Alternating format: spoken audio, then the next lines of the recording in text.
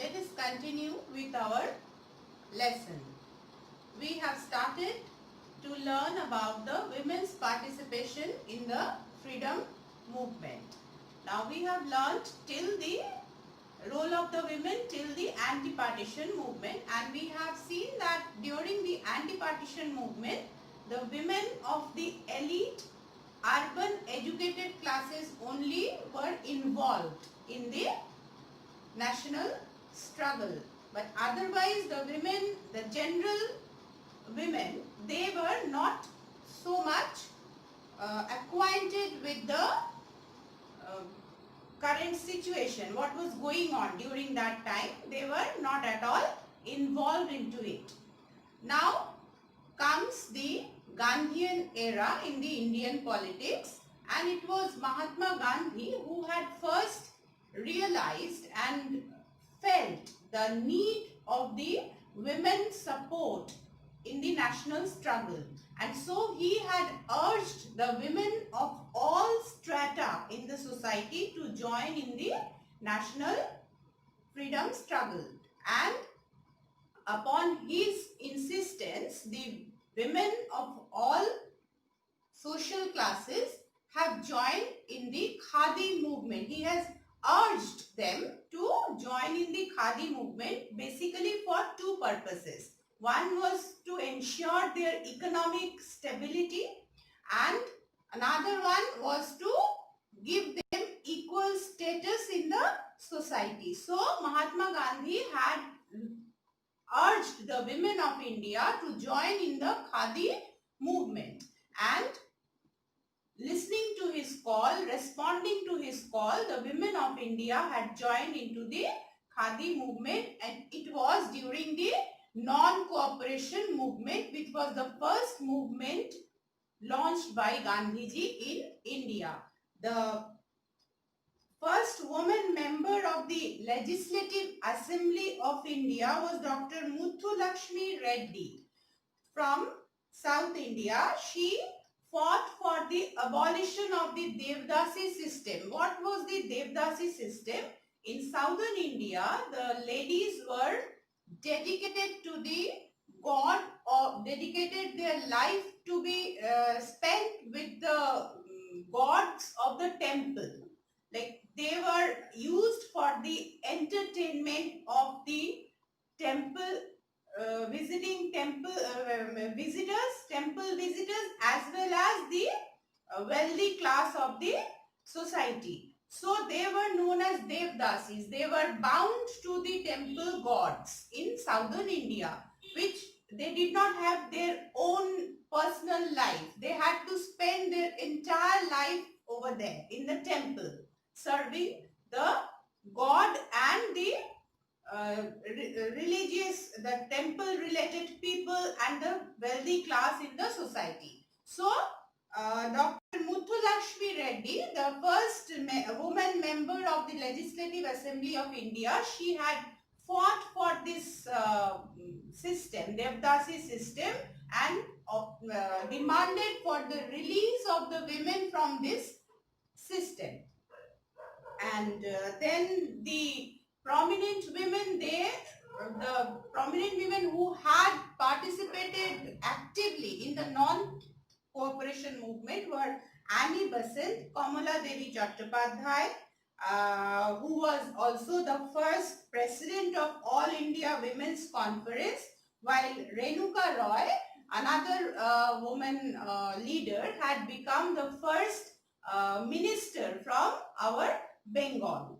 And other than that, Kamala Nehru, wife of Jawaharlal Nehru, Bashanti Devi, wife of C.R. Das or Chittaranjan Das, and she was also the founder of Nari Karma Mandir, and Prabhavati Bose, mother of Netaji Subhash Chandra Bose. These were the ladies who had gave the leadership to the non-cooperation movement. Now we move on to the civil disobedience movement, the second movement launched by Gandhiji in the freedom struggle. By now, many women from all sections of the society were aware of what was going on politically in our country. Many organizations had been set up by that time. Amongst them, All India Women's Conference, which was established in 1927. It worked for the social service and the development of education among the women, and it demanded for the equal rights of the women and the reforms in the political situation. Also, the protest against the imperialism, the British imperialism.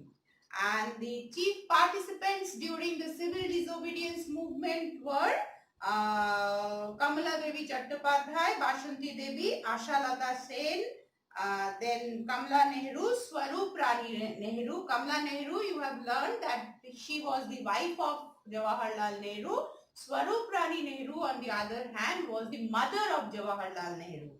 And thousands and thousands of women from all the sections of the society, they have also marched with Gandhiji and other procession and broke the salt law and protested and arranged for the bonfire and all during the civil disobedience movement.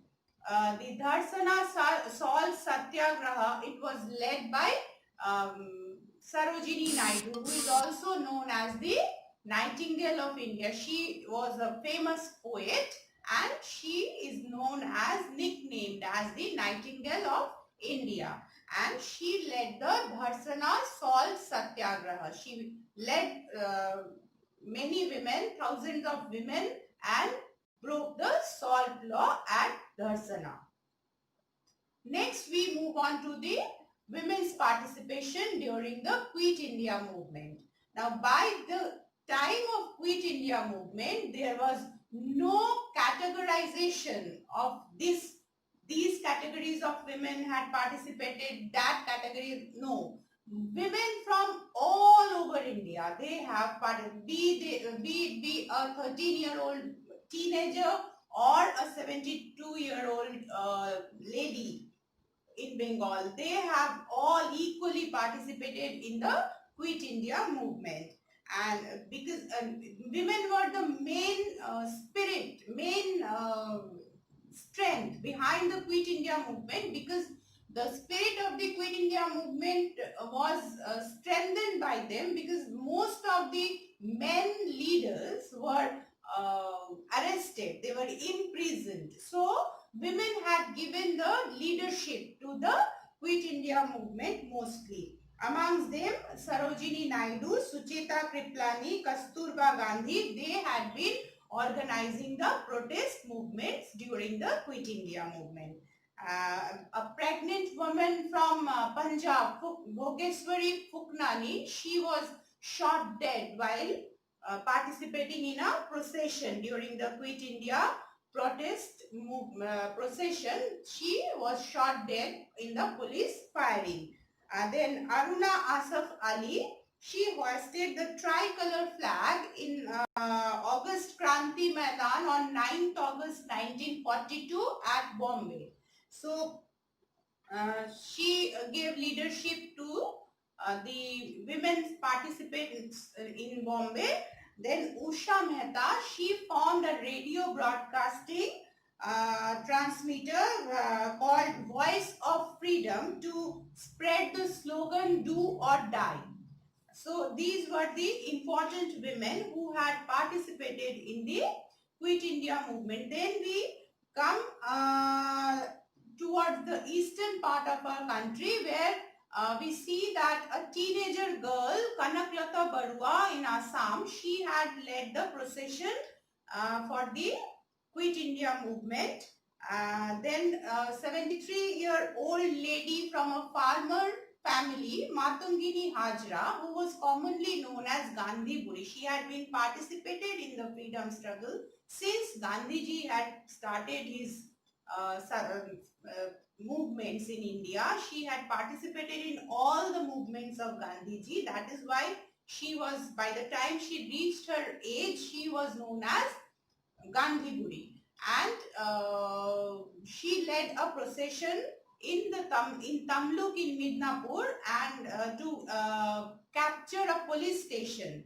and she was shot dead. So she was, in this way she was martyred. She did not defer from her participation due to her old age. She participated in the same vigor, same courage, and got shot in the process.